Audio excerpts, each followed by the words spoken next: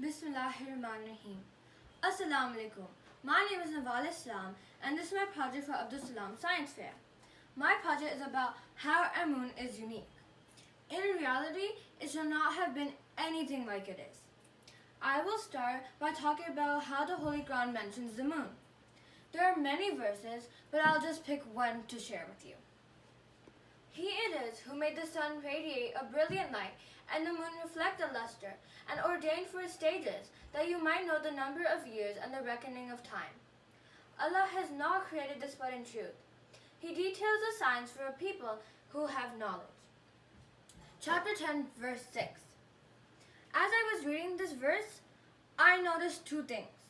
This verse talks about how the moon reflected off light from the sun and did not make its own light, as the people at the time when the Holy Quran was revealed thought so. But clearly it states in the Holy Quran that it reflected off light from the sun. The second thing is that the moon helps us keep track of time, from the years and the number and the reckoning of time. Now I will talk about confusing differences between the earth and the moon. Have you ever wondered about the moon more than just the shiny sphere in the sky? Well, there's a lot more to it. You see, our moon is super big.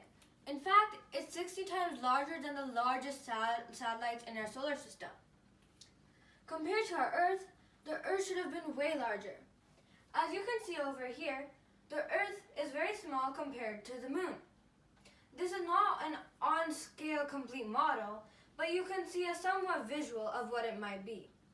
And the Earth is also small as compared to the other planets. As you can see, it is very small compared to Jupiter or Saturn. Scientists have come up with these theories to justify the huge differences. Prior to the Apollo mission, there were three theories of the moon's origin. One, the fission theory.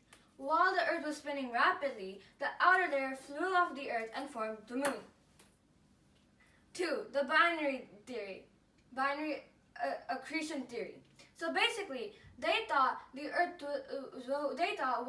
while the Earth was forming, there's a cloud of dust and formed a moon as well as the Earth. Three, capture theory. As the Earth was spinning, a satellite, the moon, came from somewhere else and started orbiting the Earth instead. But all these theories were abandoned. The reason they were abandoned is because they all do not make scientific sense.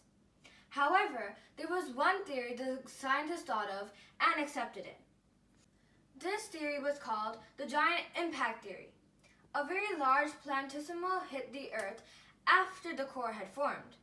It blew off the hot mantle material into orbit where it lost its vitals, and the rest aggregated into the moon.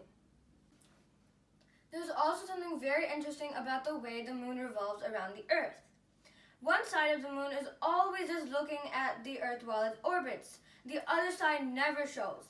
That's why this side reflects off the light from the sun, since it's always facing the Earth. Because one of the sides is always facing the Earth, this side is always being pulled by the Earth more. And that's why this side should have split from the moon and crashed into the Earth. That brings me to the next interesting story from the Holy Prophet. One day, the non-believers were saying to the Holy Prophet ﷺ, "Oh, if you really are the Holy Prophet, show us a sign."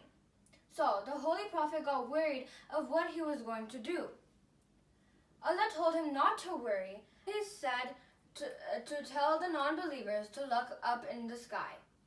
Then, when they looked up in the sky, the moon split into two. It formed back to one whole. Across the side of the Earth, an Indian king also saw the moon split into two. This miracle is known as the miracle of Shak-e-Qamar. This concludes my presentation about how unique our moon is. Jazakallah.